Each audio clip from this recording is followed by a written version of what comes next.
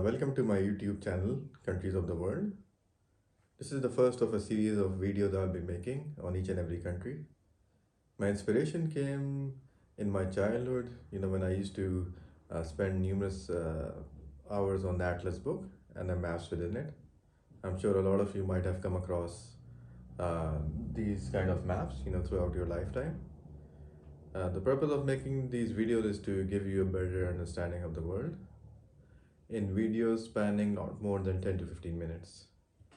So the first country that I'll start off with is Australia. So there are several reasons to it. First is I live here, and secondly, it does stand out when you look at the whole map, the world map. So you will see big land masses here. This is North America, this is South America, this is Asia, which is conjoined with Europe. But Australia does stand out because it's at the bottom right hand corner, a big landmass away from the rest of the world. No wonder it is called Down Under. So, what is the history of Australia? So, I'll briefly touch on it. So, Australia stands for the southern land in Latin. For 50 to 50,000 years, it has been inhabited by indigenous people who probably came from somewhere over here when the whole world was a single landmass in those times, and they probably used a land bridge to cross into Australia. Uh, Centuries later, in 1788, a group of settlers in 9 ships, they departed from the UK. They made a stopover in Rio in Brazil, and then they went all the way to Australia, and they landed on Botany Bay, which is in Sydney, the largest city in Australia. Over time, immigration early on, it happened from Europe, primarily from Europe. And then in the 1970s, when immigration rules were relaxed, a lot more immigration started coming from different parts of the world, particularly China and South Asian countries. So where does the population stand right now? So for a big land mass, you would tend to think that the population will be as comparable to other large countries, but it is not. Australia's population just touched 28 million. So to put that into context, the US, which is roughly the same size, has a population of more than 350 million. So you could say that it's more than 10 times Australia's population.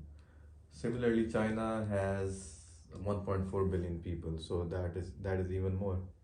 And even if we compare it to a capital city, Tokyo, the Tokyo metropolitan area has a population of 40 million, which is again larger than the whole population of Australia. So, why is the population so low? One reason is that the center of Australia, which is famously known as the outback, it is thinly populated, and one reason is it has a desert like environment. So, uh, sustaining human settlement for significant periods of time is not practical, and that's why you see most people living on the coastal cities. And these coastal cities are the largest of them are basically the state capitals. So Australia has 6 states and 2 territories, and one of the states is Tasmania, which you could see is at the bottom of Australia. It's away from the mainland, and it looks small on the map, but it has a huge area, and it's known for its wildlife and its beauty. And it's also known for the Tasmanian devil. The cartoon character. So on this side of Australia, this is called Western Australia. It's the largest state by area, but the population is roughly 2.5, 2.6 million. So an area of which is, you could say, roughly the size of Western Europe has only 2.5 million population, which is probably not even half of the population of London in the UK. But the main population resides on the eastern side, which is called the Eastern Seaboard. And this area consists of 3 main states and the 3 largest cities of Australia, which is Sydney, Melbourne, and Brisbane. So more than 70% of the population lives over here. So where does the economy stand? So Australia is one of the richest countries in the world. In fact, in 2022, there was a Credit Suisse report which listed Australia at the top in terms of wealth. I'm not talking about income, which is what you generate in a year on a per capita basis, but actually the wealth which can consist of property, land, financial assets, and other assets. So Australia was listed as the richest country in 2022 as per Credit Suisse, which is a large Switzerland-based investment bank. So I was trying to locate Switzerland somewhere over here.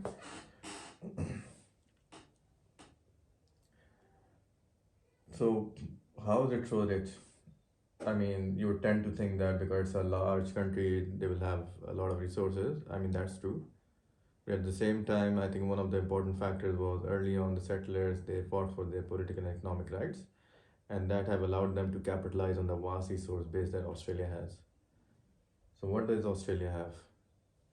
So Australia exports a large amount of iron ore, coal, and LNG.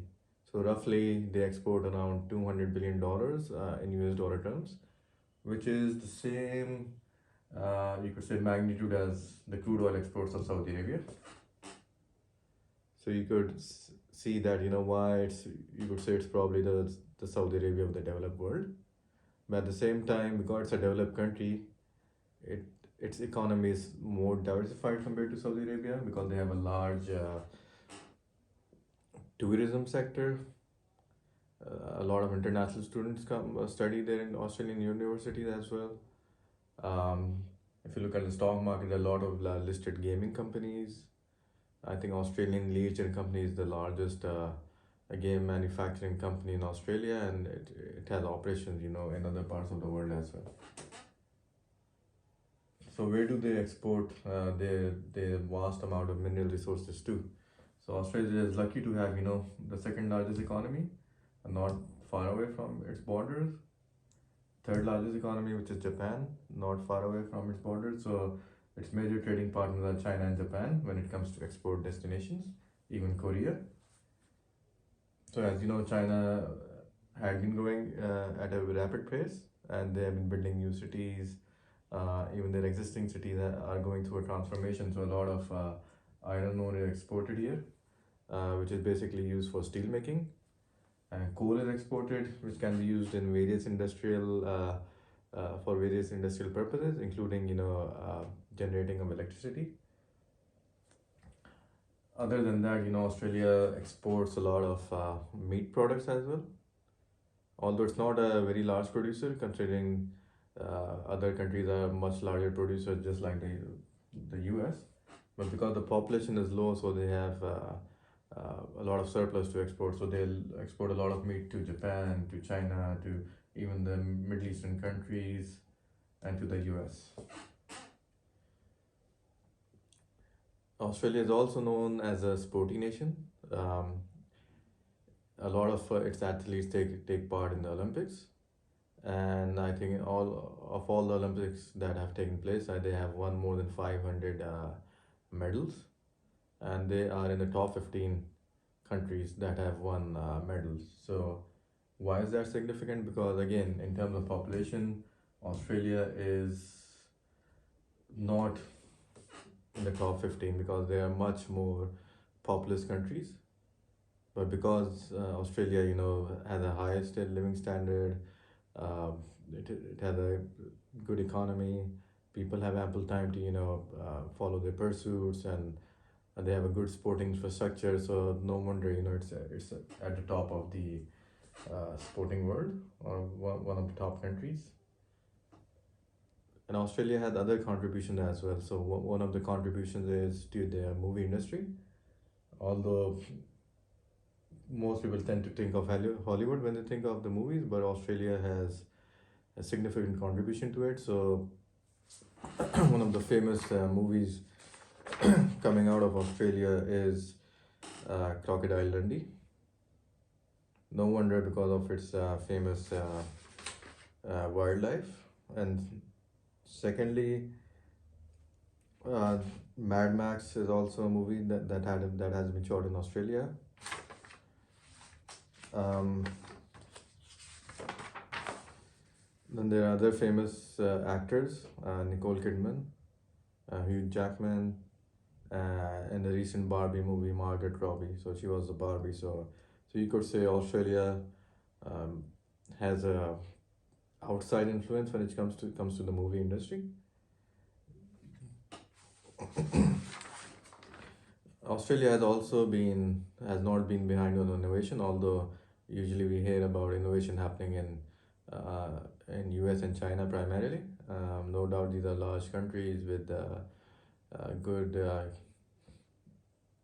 a lot of universities, a lot of research is conducted, a lot of tech companies are based over there. But Australia has also contributed its fair share. So one of the famous contributions have been the black box flight recorder, the electronic pacemakers. Australia was the first country to have plastic notes.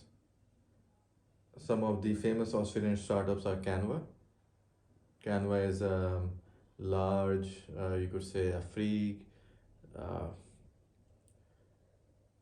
it's a startup which provides, you can go on the website and you can download, free templates, whether it's for um, customizing any of your letters, your invoices. So it's become a large company. The other famous Australian startup is Atlassian. It's a large IT company. And what are the famous products? So the famous Australian products, purely Australian products that you may see on the shelves in other countries are Tim Tams, Ugg boots, UGG. I hope I'm pronouncing it right, and Vegemite. Vegemite is actually sort of a, you could say, a substitute for like a peanut butter in the US. Um, yeah, so that's the end of my first video. Um, I hope you liked it. I would suggest to, or I would encourage you to, share this video with other people, because this video is about the world, and I want to spread awareness of this world. Thank you.